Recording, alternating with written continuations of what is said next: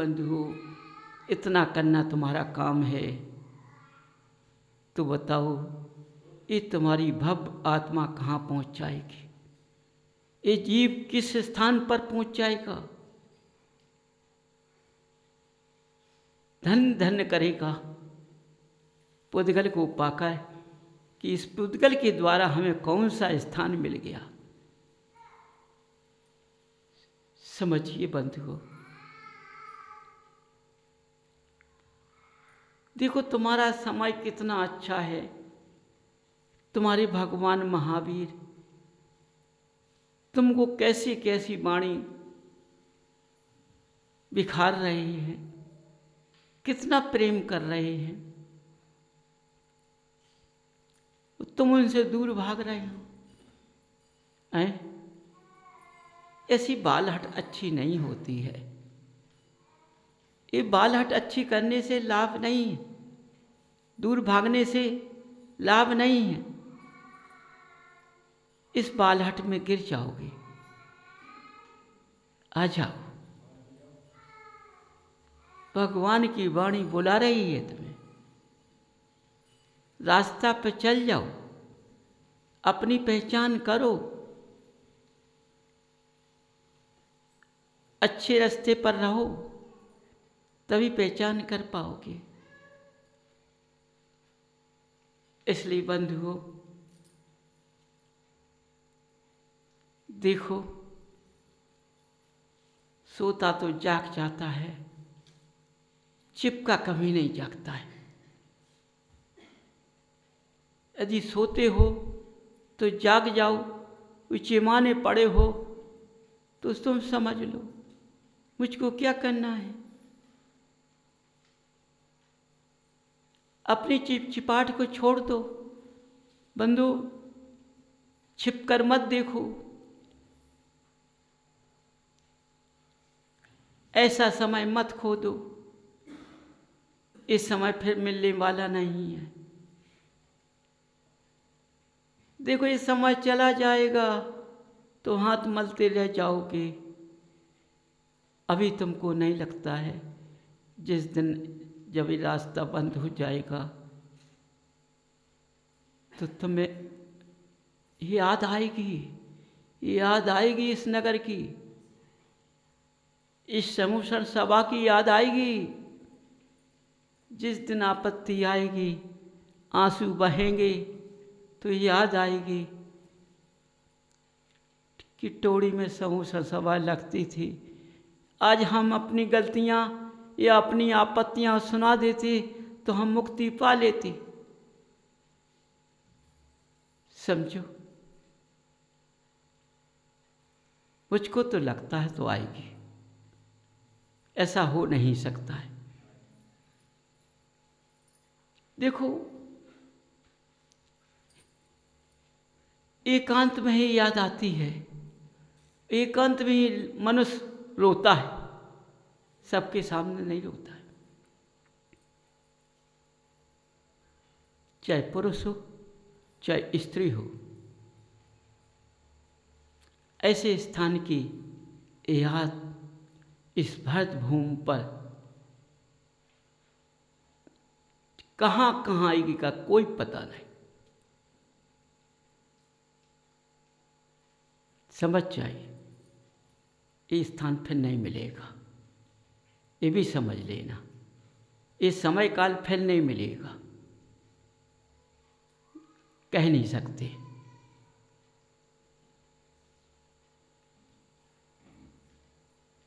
क्योंकि समय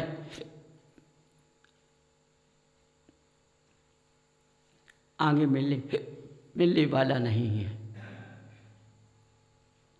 इसलिए सोचना छोड़ दो,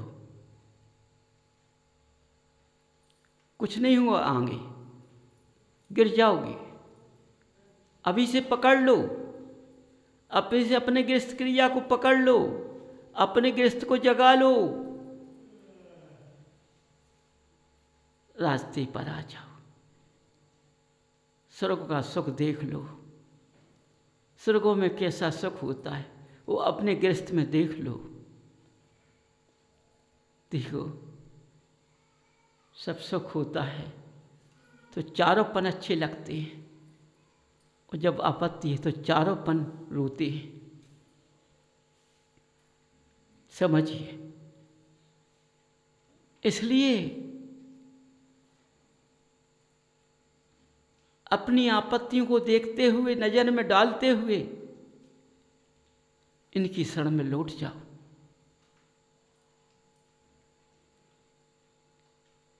देखो, जो महावीर ने प्यार दिया है वो कोई नहीं देगा। बंधुओं, जो महावीर ने प्यार दिया है वो किसी ने नहीं दिया। जो महावीर आज बुला रहे हैं कोई नहीं बुलाएगा।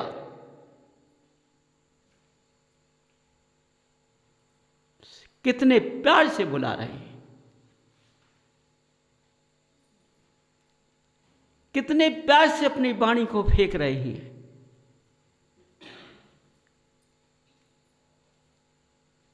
देखो, तुम कितनी जिद करते हो, तुम कितनी जिद कर रहे हो।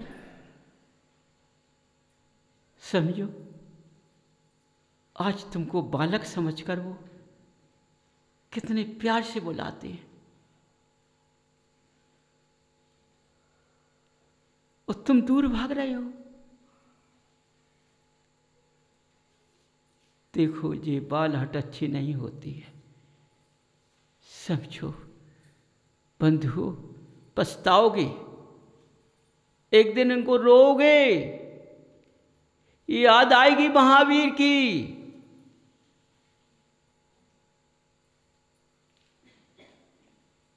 समझ जाओ बंधु, क्या कितनी प्यार से वाणी निकाल रहे हो, तुम कितने सामान्य हो। तुम कैसे झेल रहे हो अपने अंदर इनकी वाणी को, जरा भी फर्क नहीं पड़ रहा।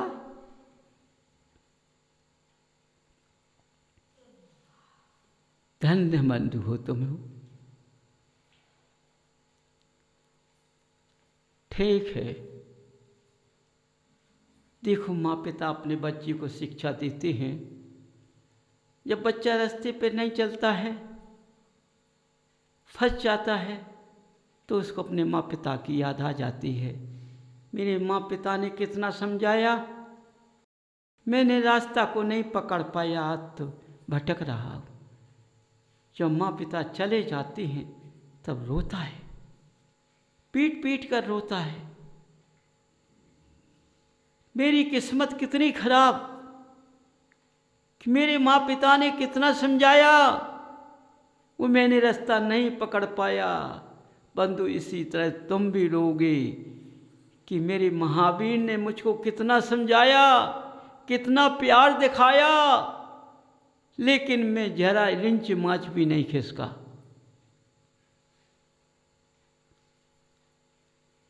इस समय का परिवर्तन है। समय जब किसी का अच्छा आता है और तो वो जीव मद में आ जाता है। समझो, वो जीव मद में आ जाता है क्योंकि उसकी किस्मत खोटी है, इसलिए मद आ गया। इस कारण भगवान की वाणी को दूर कर देता है, अपने अंदर प्रवेश नहीं करता है।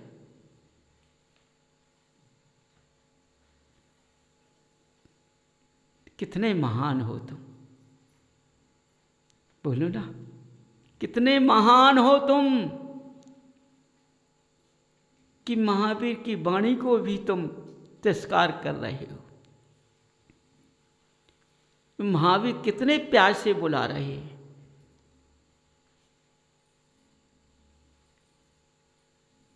इसलिए बंधु,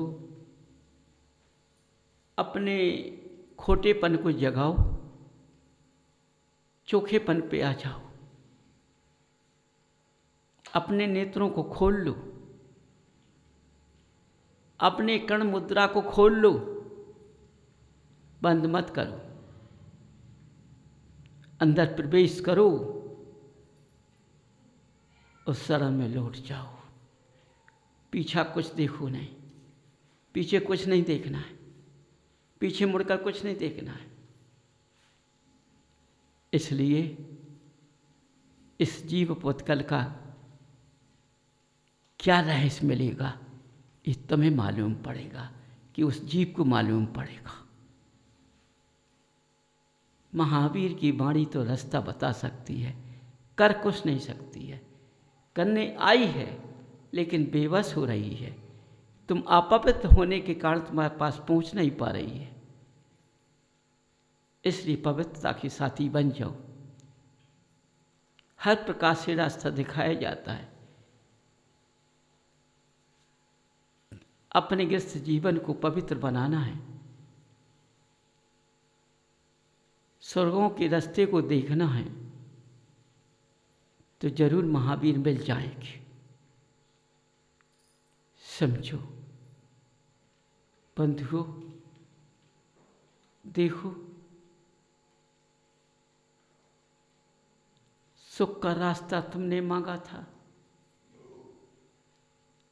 तो सुख कहाँ मिलेगा? भगवान की शरण में। जब तुम बदलोगे तो सुख ही सुख मिल जाएगा। इतना सुख मिलेगा, अनंत सुख के भावी बन जाओगे। मैं वाणी विराम करता हूँ। तुम लोगों ने भगवान का अभिषेक देखा है।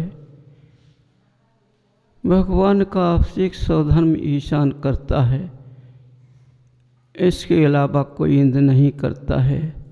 दो ही इंद्र करते हैं।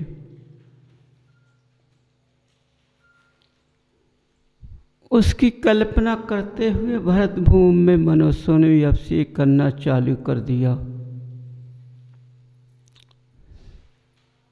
यदि मनुष्य मूर्ति के हिसाब से अभिषेक करता है तो मिथ्यात्ववादी है, और भगवान के रूप में करता है तो संयमवादी है।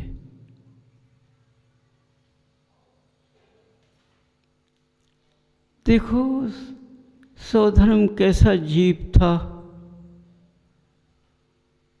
इतना महान पर्व का धारी था, तो उसके अलावा कोई इंद्र भगवान का अभिषेक करने लायक नहीं था ईशान के सिवाय। उसी का रूप लेकर हम कल्पना करते हैं, तो हमें उतना ही महान बनना चाहिए, उतना ही पवित्र बनना चाहिए कि हम भगवान का अभिषेक करने लायक बने। क्यों भी अभी तुम अभिषेक करने लायक नहीं हो, मिथ्यावादी हो, कर रहे हो, वो बात अलग है। ये रूढ़ी का हिसाब है। यदि क्रिया से समझा जाए, सोचा जाए, विचारा जाए, तो उस लायक नहीं हो, क्योंकि पवित्र साधना नहीं है तुम्हारी, इसलिए तुम उस लायक नहीं हो। करते हो, विचार करो तुम। अपवित्र कभी भगवान के पास पहुंच सकता है, उनकी क्रिया करने की साधना में शामिल हो सकता है। अपने विद्वानों से पूछ लेना, ऐसा होता हो तो बात अलग है, लेकिन हो नहीं सकता, क्योंकि आज के विद्वानों को भी पता नहीं है, अपना ज्ञान नहीं लगाते हैं कैसा जीव भगवान का अभिषेक करने लायक है। उन्होंने तो अभिषेक की मात्रा, मान्यता माया से जोड़ दी है और किसी से नहीं जोड़ी, क्योंकि उनकी सबसे ज़्यादा संयमधारी माया है। उन्होंने माया को पवित्र समझा, माया को महान समझा, इसलिए उसकी तौल कर देते हैं और उसके द्वारा ऐसा हो जाता है। आज कई लोग मनुष्यों को अभिषेक करके चले जाते हैं, क्योंकि अभिषेक का नियम लिया, अभिषेक करते हैं, उनका भगवान का पूजन नहीं करते हैं, चले जाते हैं। कोई कोई मनुष्य भगवान का अभिषेक करता है और पूजन भी करता है और अपनी साधना भी करता है, शास्त्रों का अध्ययन भी करता है। ये सही है।